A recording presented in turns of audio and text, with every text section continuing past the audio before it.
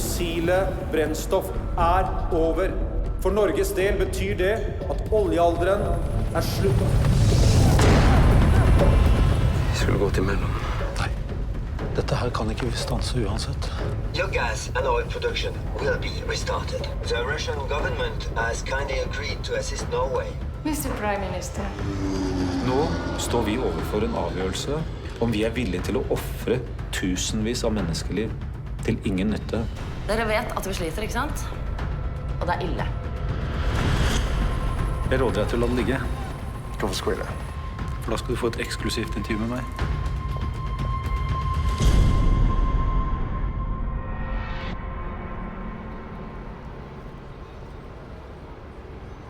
Så trykker dere dette 16. mai, ikke sant? I forbindelse med noe 17. mai-bilag. Ja. Jeg tenkte bare å begynne med selve okkupasjonen. Det blir helt feil å bruke ord som okkupasjon og okkupanter.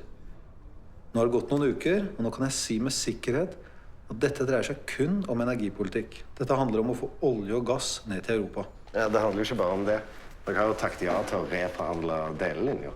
Thomas, om 10-15 år, når russerne har utviklet noen nye felt der oppe, da forsyner vi Europa med mye billigere og veldig mye renere energi fra thorium. Men uansett så må du si deg enig i at vi påtvunget en politikk som går på tvers av den du står for. Ja. Jeg kan ikke videreføre noen politikk som går på tvers av det vi gikk til valg på. Nei, men da skjønner du kanskje at en del folk lurer på hvorfor det tok deg 3 uker for å finne ut av dette. Ja, jeg kan skjønne det. Men her det veldig viktig at ting skjer i riktig rekkefølge. Hva riktig rekkefølge? Det at russerne trekker seg ut når sommeren over. Det olje- og gasseksporten oppe på det nivået vi hadde for et år siden. Og når russerne ute, da trekker jeg meg som statsminister. Du trekker deg ikke nå? Nei.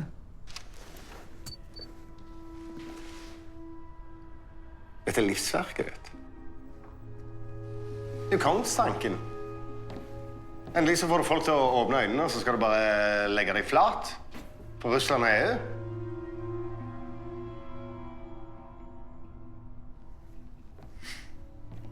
Altså en vesensforskjell på å sitte i et miljøparti og formulere drømmer om en renere fremtid, og det å sitte og styre et land i en krisesituasjon. Du kan skru på den, for dette veldig viktig.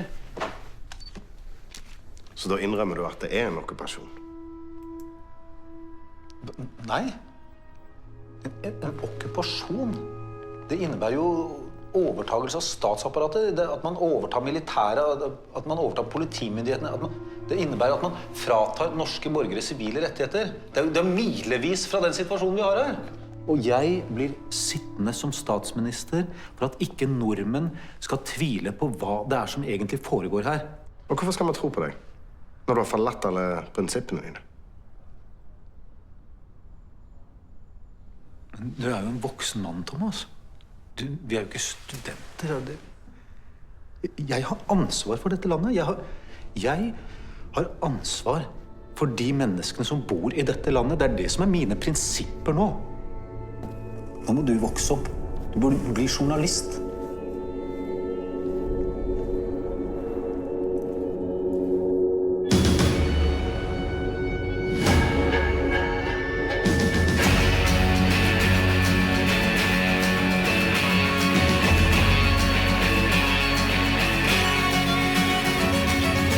Once you were a sea folk and you sailed upon the sea. Crossed a roaring ocean with the devil at your heels. All that time has come again now. I'll tell you how this will unfold. I want to see the Western Ocean painted black and gold. Welcome to the seaside. It's been occupied. Bow to the bottom and behold the motherlode of black and cold.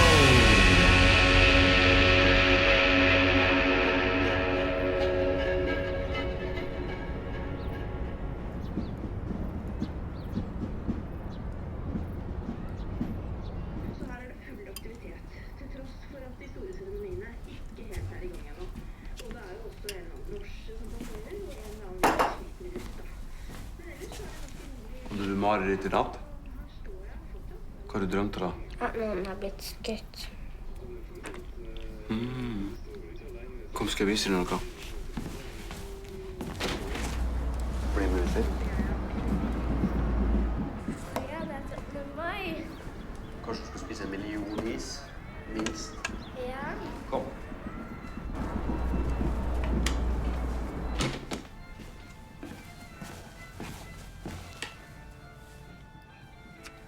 Hunad.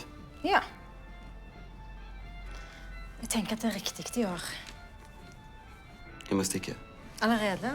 Jeg har jo kjøpt en sånn frokost. Godt brød og bacon og rostbiff. Jeg må gå gjennom en brief. Det går ordentlig. Komplisert dag I dag.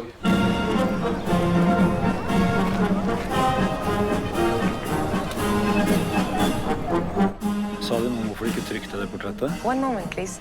Nei, de sa bare at de vil vente. Det er sekretæren til Sidorova. Sidorova vil gjerne delta på medaljeseremoni. Nå? Ja. De sier at det er en fin anledning for russerne til å vise respekt for Norge. Nei, ikke noe igjen. We recommend Sidorova not to attend to the ceremony. Ikke provoser. Hun er allerede på vei. Yes? Oh. Ok. Ok.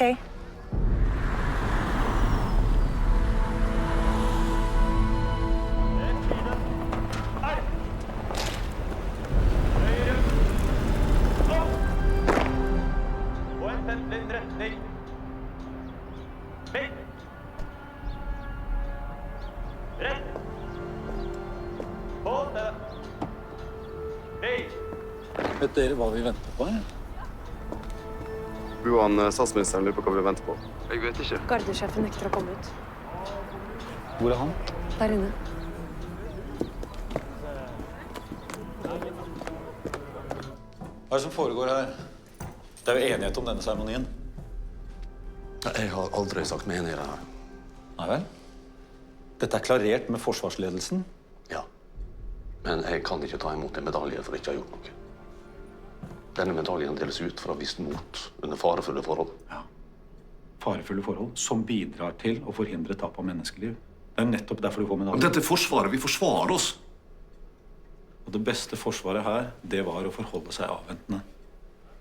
Jeg forstår at du kan ha problemer med det, jeg respekterer det, men nå foreslår jeg at vi starter seremonien. Vi har vel alle et forholdsvis tett program I dag. Du forstår jo at du må ut og ta imot den medaljen. Hvis du ikke kommer nå, så får jeg deg beordret ut der. Dette er mye viktigere enn din stolthet.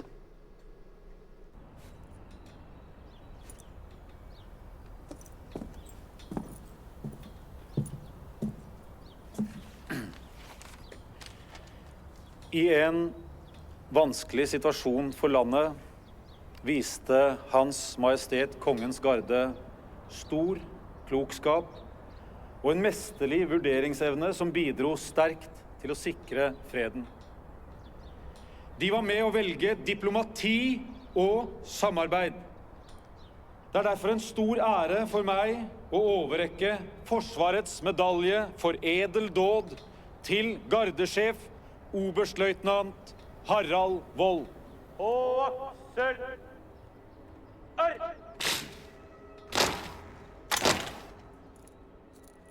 Presenter!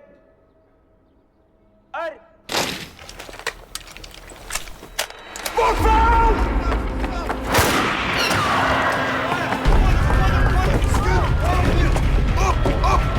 Ligg stille, ligg stille! Ligg stille!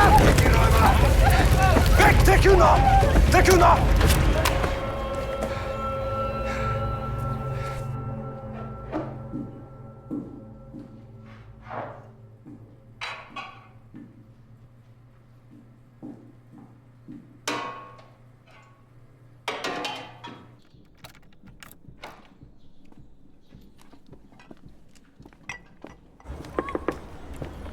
Unnskyld, vi har stengt.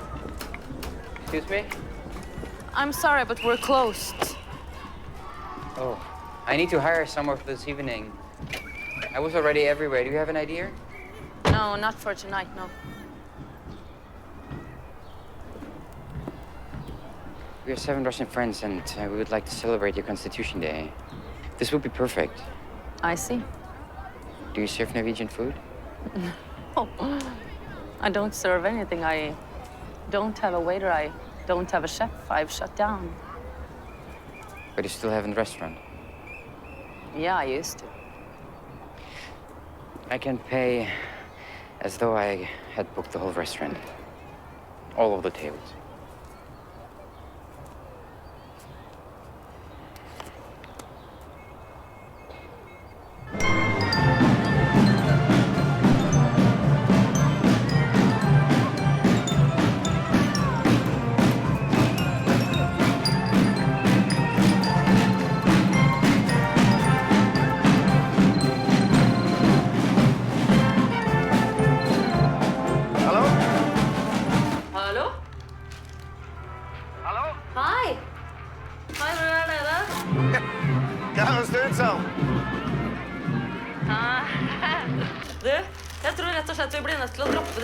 Grillgreiene hos Dag I dag, for det er en som har lyst til å leie hele restauranten.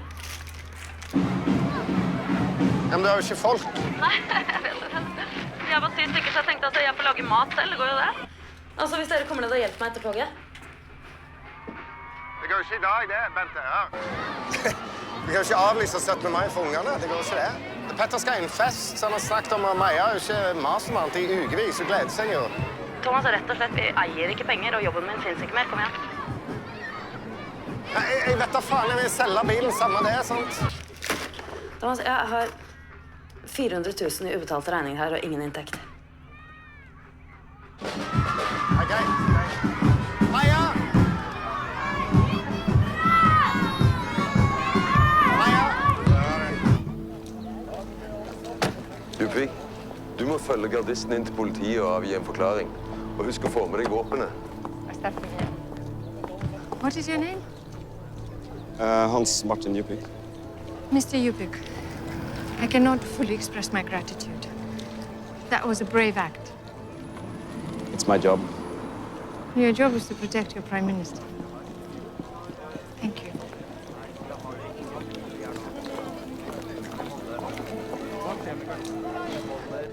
Jeg vil gjerne følge deg avhøret. Kristensen unngå. Det må du nesten ta med dem inne på politiet. Ja, selvfølgelig. Kan du vise meg hvor han er? Er ikke det dere som har han? Nei, militærpolitiet. Vi måtte få statsministeren I sikkerhet. Hvor er gardisten han? Nei, han har blitt hentet. Ja, det var 2 russiske livvakter som hentet han I sted. Vi trodde det var avtalt.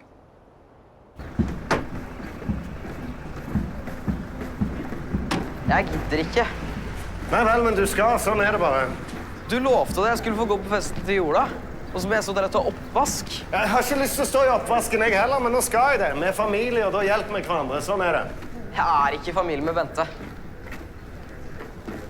Jo, det du. Det den restauranten som betaler for oss. Og vi bor hjemme hos henne. Jeg har ikke valgt å bo hos henne, jeg. Kom igjen.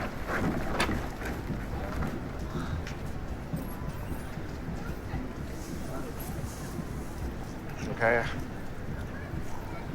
Vi kan streike litt. Vi tar en streikeis.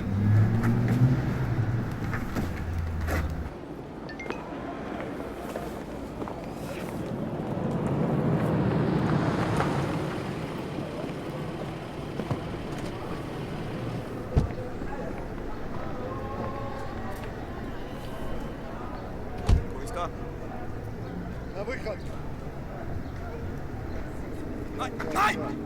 Идем, что ты рыпаешься, сука, идем!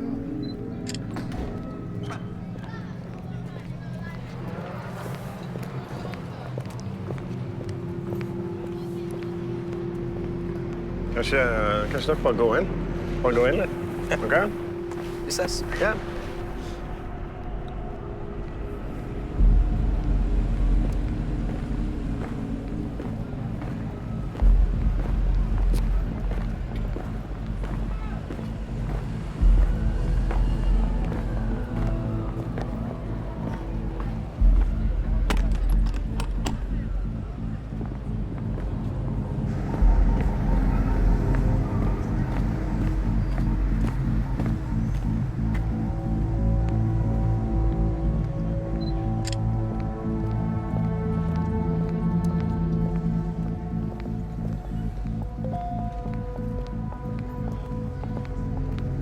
har vanskelig for å forstå hva disse folka har her igjen på seremonien i det hele tatt. Det er sikkert dårlig kommunikasjon mellom oss som russiske livvakter. Ja, hva har dette her med oljepolitikken gjort? Vi skal ringe og sjekke. Går det bra? Ja. Faen, du skulle sett han livvakten. Han var kjapp. Det var Sigve som ringte, og de kommer ikke allikevel. Nå er det over halvparten som har meldt avbud. Jeg tror det er ganske mange som synes det er unaturlig å komme her i dag og rope hurra og etter alt som har skjedd, ja. Tenker du nå at vi skal avlyse? Du skjønner hva slags signal det gir. Det er noen som er kommet, er det ikke det?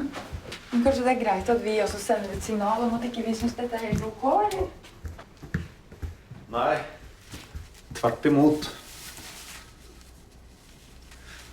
Det viktigste vi gjør nå, det er å vise at vi står i dette. Er det det? Er det det som er det viktigste?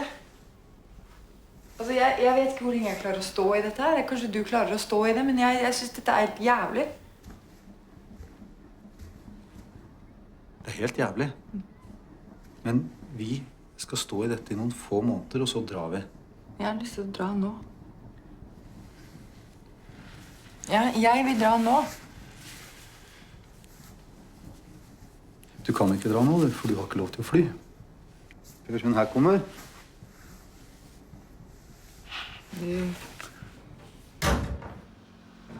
Hei sann. Hei. Du vet at det er 17. mai? Gratulerer med dagen. Takk i like måte. Ser du hvem det er? Ja, det ser ut som et overfall på en gardist. Han som rettet våpenet mot Sidorova. Det er russerne, sa han.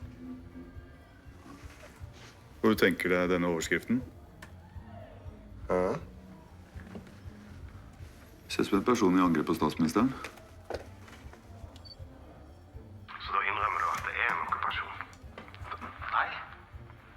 En okkupasjon, det innebærer jo overtagelse av statsapparatet. At man overtar militæret, at man overtar politimyndighetene.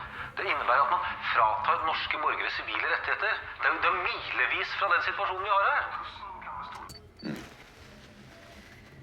Men jeg må gi dem en mulighet til å kommentere. Ja. Du ble ikke så veldig blid av ikke vi trykket det der portrettintervjuet. Jeg tror ikke denne saken her gjør det noe særlig blid heller. Venner, partikolleger, velkommen. I fjor var første gang vi holdt 17. mai-lunsjen vår her i statsministerboligen. Og vi var mange, og stemningen var fantastisk. Det var til og med sånn at når jeg sang av full hals, så var det ingen som gikk. Det var i det hele tatt vanskelig å få folk til å gå. I år har det vært vanskelig å få folk til å komme. Og det er jo ikke så rart. Jeg vet at også mange av dere som er her, har hatt problemer med min avgjørelse om å bli sittende til russerne drar. For meg var det en enkel avgjørelse. Ja, hallo der, Anita. Fordi alternativet ville vært katastrofalt. Vi ble sittende for å beskytte alle menneskene som bor i dette landet. Vi ble sittende for å beholde vår suverenitet.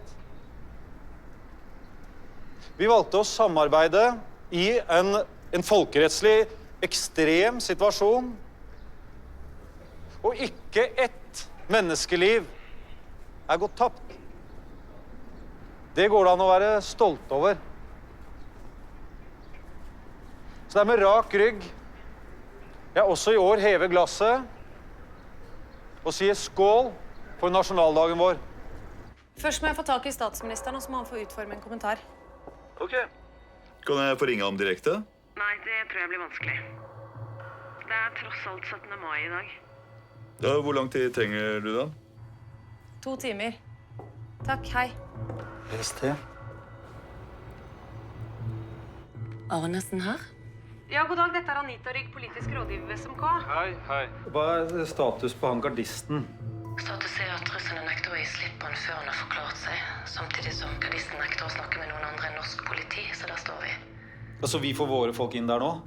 Ja, det har vi prøvd, men russerne vil ikke slippe oss inn. Jo. Han som nettopp har reddet livet på Sidorva. Djupvik. Djupvik! HM. Han slipper inn. Han er livvakt. Han er ikke trent på avhør. Det spiller ingen rolle, han er politimann. Poenget er bare å få gardisten til å snakke, sånn at de slipper han ut derfra.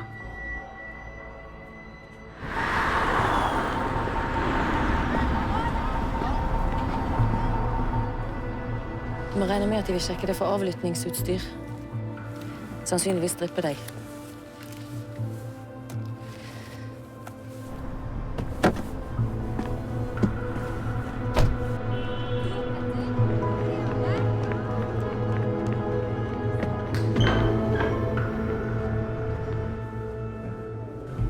Djupvik. Velkommen.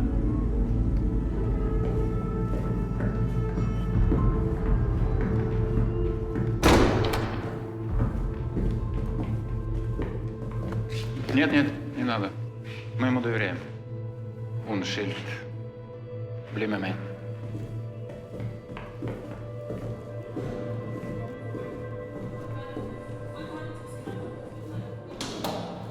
Här är Stefan Kristensen. Varsågod.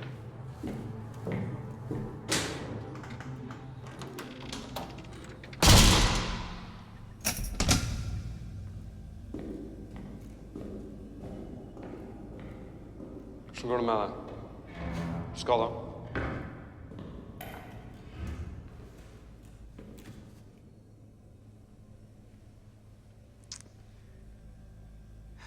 Du prøvde å skyte Irina Sidorova 17. mai klokka 08:13, stemmer det?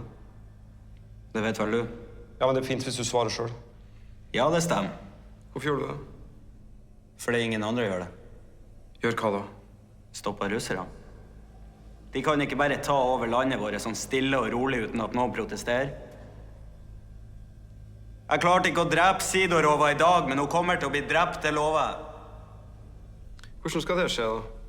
Du kommer aldri til å komme i nærheten av henne nå. Nei, men det trenger jeg ikke. Jeg er ikke den eneste som ønsker å dø. Hvem flere som ønsker det? Jeg tror alle i Forsvaret ønsker hver eneste lille russer dø. Er du sikker på det? Vi har kanskje en statsminister som slekker russerne langt opp etter ryggen, men vi har et forsvar som definitivt ikke gjør det. Når du sier Forsvaret, mener du militæret sånn generelt, eller? Ja. Altså, jeg kan jo bare være sikker på de jeg står i kontakt med.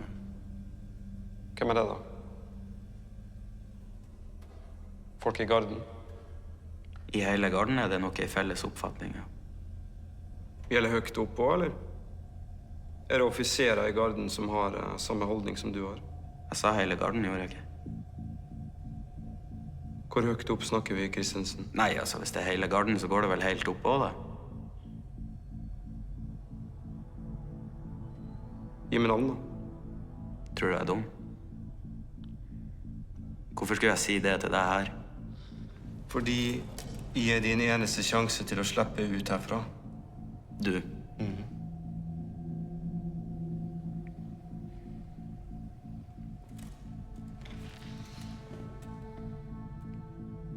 Vi er ferdige her. Bare bli med meg.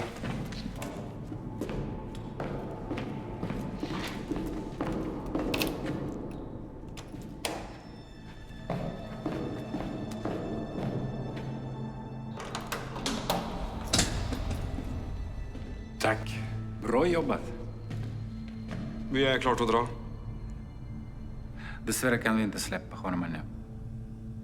Jo, avtalen var att jag skulle ta med till norsk politi. Ja, jag vet. Omständigheterna har ändrat sig nu. Vad menar du? Min chef kontaktar din chef.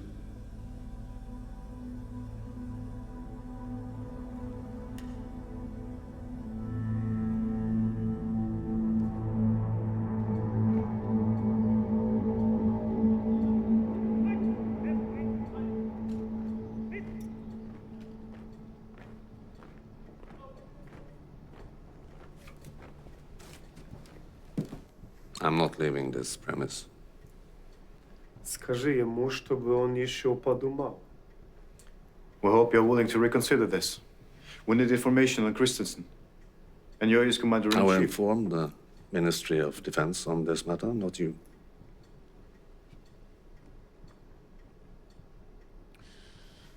Jeg anbefaler deg sterkt at du følger med oss nå.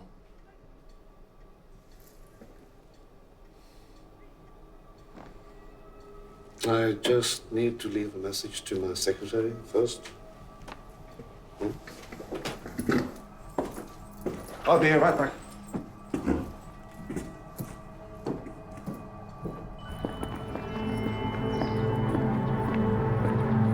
Stop! Put your hands behind your head!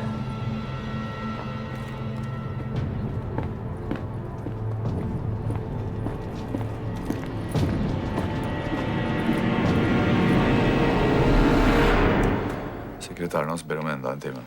2 timer og 10 minutter mer enn 2 timer.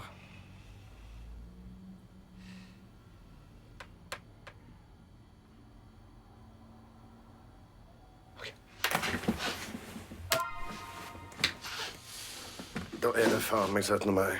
Pølse og is. It's perfect.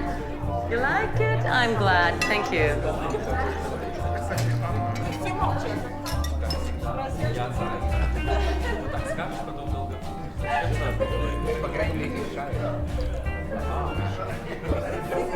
What is it? It's a dog. No, it's a bird.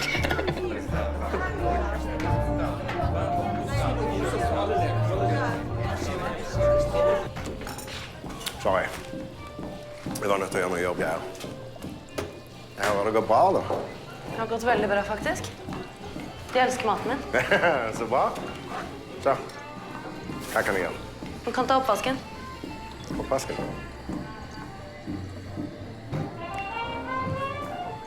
Ikke det smilet der.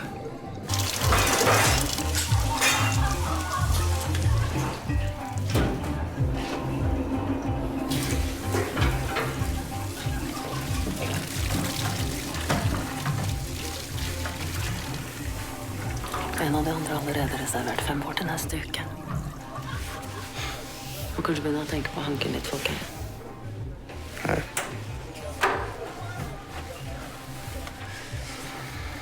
Russere er det òg? Ja. Syns du det er dumt?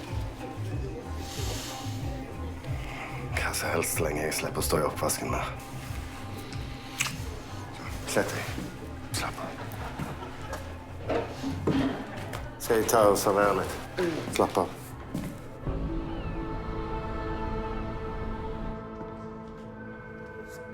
Gru Spetsnaz. Elitesoldater. Ja, jeg har vært i nærkontakt med de gutta her. Spørsmålet er hvordan en gjeng elitesoldater kan gå rundt i Oslo uten at PST informerer meg om det. Ja, vi intensiverer gjerne vår etterretning mot russerne. Djupvik, tror du virkelig på at gardesjefen var involvert i dette her? Christensen har nekta å oppgi noen navn. Gi meg Sidorova her. Det er ingen som kan svare ordentlig. Her. Nyheten om at russerne har gardistene ute. Jeg prøvde å få dem til å holde det, men det gikk ikke. Ja, det som er viktig nå er at de ikke får bilder av de gutta her. Ja. Sånn. Mr. Prime Minister, You are in serious violation of our agreement here. the agreement says you are responsible for the protection of Russian citizens. And as we speak, my men are being held hostage inside a military camp. Yes, they are. But the question is, what were they doing there in the first place? It's our police that will deal with this matter. Will they? My sources say that the general refuses to listen to the police. Well, now the news on you holding the young soldier is out in the media. So you release him immediately, meaning immediately, or I will contact the EU Council. The EU is fully aware that we are not the aggressor here. Kan jeg snakke med gardesjefen nå? Nei, han vil kun kommunisere via mail. Og han vil ikke snakke med noen før alle kravene hans er innfridd. Hva er kravene nøyaktig? Brigadesjefen vil slippe løs de russiske sikkerhetsfolkene i samme øyeblikk som gardisten Stefan Christensen ble overlatt til norsk politi. Og han vil ha en stående ordre om å kunne avvise russisk personell på alt militært norsk område. These are reasonable demands. Well, you have clearly lost control of your army. Assuming your elite forces will find it very difficult to attack their own people, I see no other option but to send my men in on your behalf. No. You will be seen as an occupational army. It will evoke resistance. And we can no longer guarantee your safety. Oh, I don't think you can speak about my safety after today.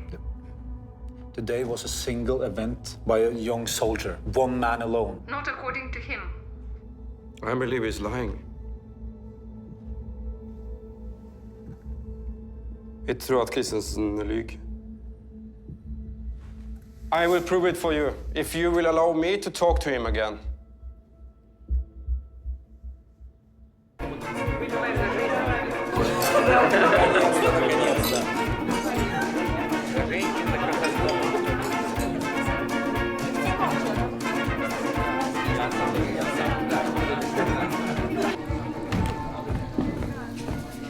Vet du hva de jobber med? Jeg aner ikke. Jeg tror de har råd til å betale regningene. Vi trenger jo ikke vite noe mer enn det, ja?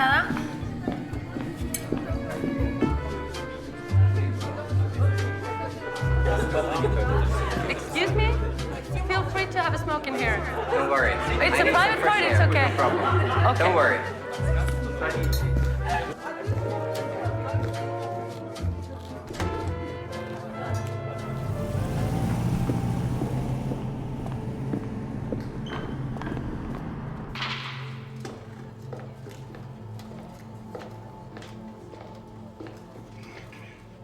Er du kommet for å hente meg igjen? Ja, faktisk. Det gleder jeg meg til. Du vil fortsatt ikke nevne navnet på dem som samarbeider med deg? Nei. Russerne kommer til å merke hvem vi er neste gang. Jeg tror ikke på at det var noen andre med på dette attentatet enn du. Jeg tror du er en enslig fyr. Jeg tror du bare kom på det der og da. Du var alene, du. Og når du blir arrestert, så er det ingen der til å videreføre dine ideer. For det er ingen der. Du er helt alene, og det tror alle andre også.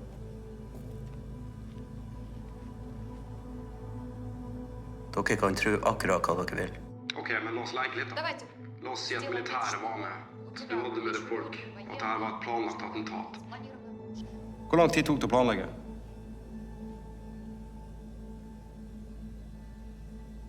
Vet du ikke det?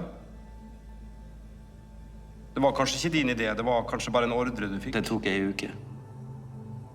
Ei uke? Og du var med... Når ble du med i prosessen? Jeg var med helt fra starten. Så du var med å planlegge attentatet på Irina Sidorova ei uke i forveien? Ja, det stemmer. Takk. Fint.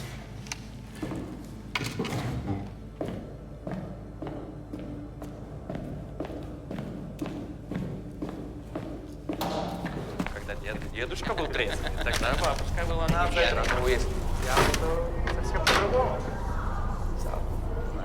Excuse me. Do you have a light? Sure. Ah, great, thanks.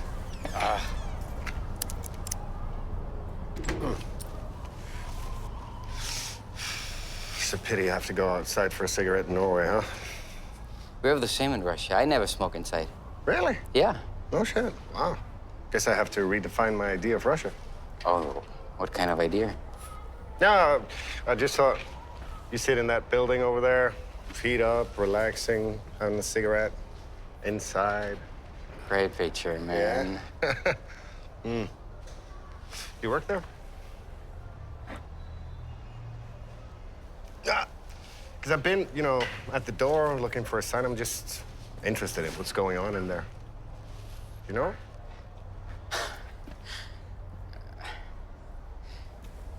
Are you a waiter? On and off. For me, you're just a waiter.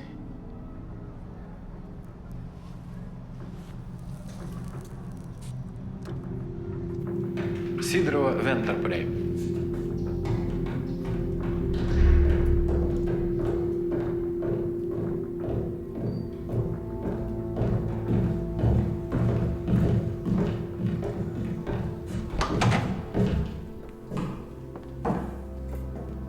I've only decided to go to the ceremony this morning. I know. I was with the Prime Minister when he received your message. He didn't want me to come, did he? No. I came to pay respect to your army and your people. The Prime Minister understands. He was concerned. Not all people sees it the same way. How about you? How do you see it? I'm trained to keep my opinions to myself. That's precisely why I'm interested in your opinion. What do you want to know? Extremists exist in every country, but we can't allow them to decide our behavior. Do you agree? Yes. That's why I came to the ceremony. Will you allow Christensen to go now? Should I?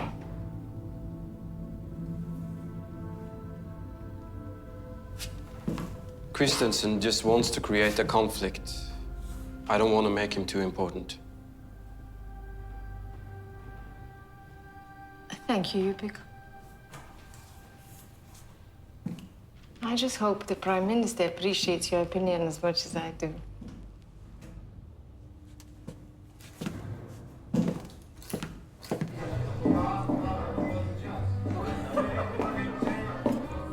Hva er det du driver med? Hva er sjansen til å få dette her opp og stå, så driver du og saboterer, eller hva er det du holder på med? Du, gå og sett deg litt, Maja. Hva er det jeg gjør? Jeg vet ikke hva du har gjort, men du er her som servitør, og du skal gjøre det hyggelig for gjestene, sånn at de har lyst til å komme tilbake igjen. Jeg bare spurte henne et par spørsmål. For Hæ? jeg lurte på hva som skjer i nabobygningen, for jeg synes det er litt merkelig. Nei! Nei? Det er ikke merkelig. Jo, det er merkelig. Nei. Jo, det er merkelig. Her, Bente, vi er invadert av Thomas. en nasjon, og da synes jeg det er rett og rimelig at en kan spørre en del spørsmål. Det synes jeg er rett og rimelig.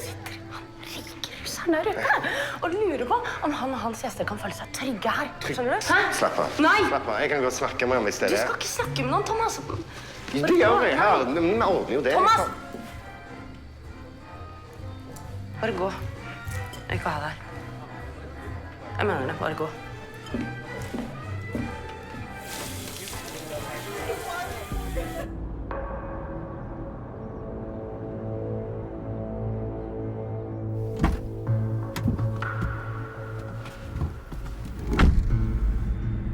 Hører Djupvik meg nå, eller? Ja, vi hører deg. Jeg må bare spørre hvordan du klarte å overtale Sidorova. Hun ønsker bare å bevise at hun ikke er redd for ekstremister. Det hun sier, det er at dette vil ikke ha løst seg uten deg. Gratulerer. Takk. Hvordan gjør dere det da? Gi det til VG? Ja, nå gir vi det til alle, og så får vi flest mulig bilder av det. Ja.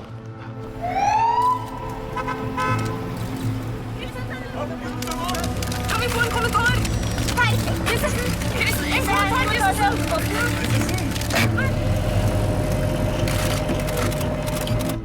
Tredje etasje. 2 vinduer rett ut mot gata. Rett over hovedinngangen. Hvem får hun ordre fra? Jeg vet ikke.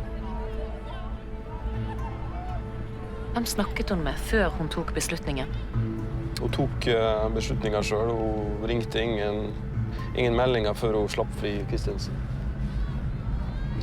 Var det ingen andre der i rommet? En etterretningsoffiser. Serkin. Han snakker svensk.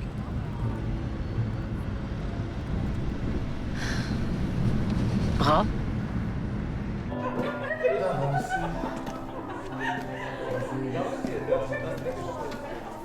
Thank you for a wonderful evening. Thank you very much. So it's...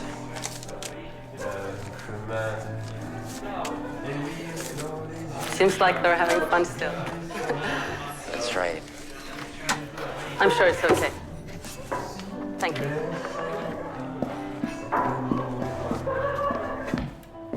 Du, kan jeg få tran nå? Jeg kan det. Tusen takk for hjelpen. Du, vent. Tips. Seriøst?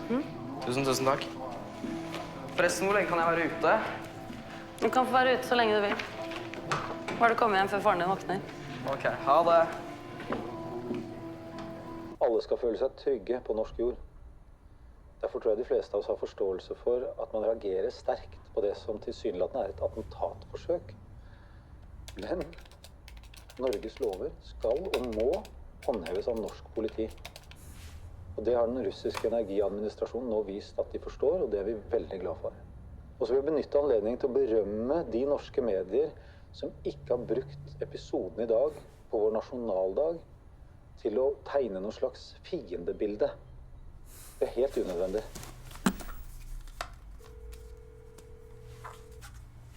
Hei, Thomas. Jeg ser du på TV? Nei? Ja, statsministeren prøver å skyve alt ansvar over på oss. Så bra. Da får vi enda flere lesere. Du har aldri hatt så mange repostings. Det koker på sosiale medier. Ja.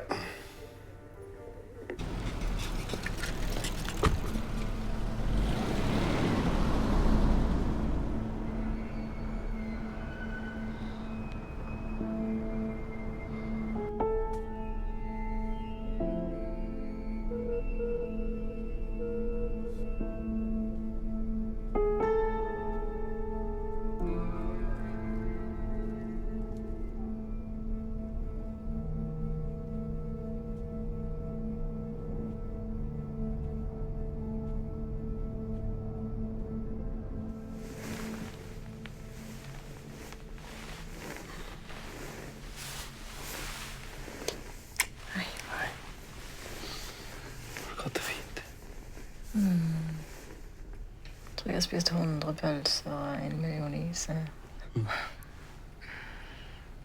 Du da? Jo, jeg har det fint. Veldig fint, tror jeg. Hva har det skjedd noe? Jeg reddet livet i dag.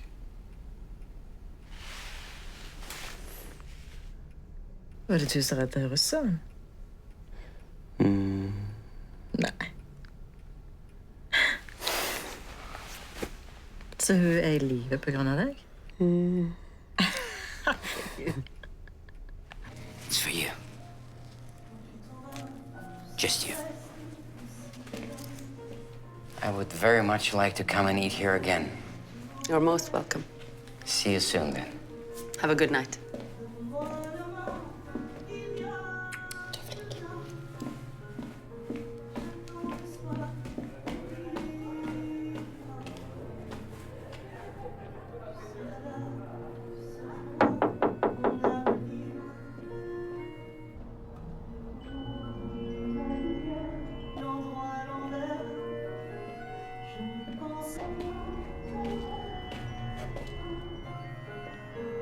J'entends la mer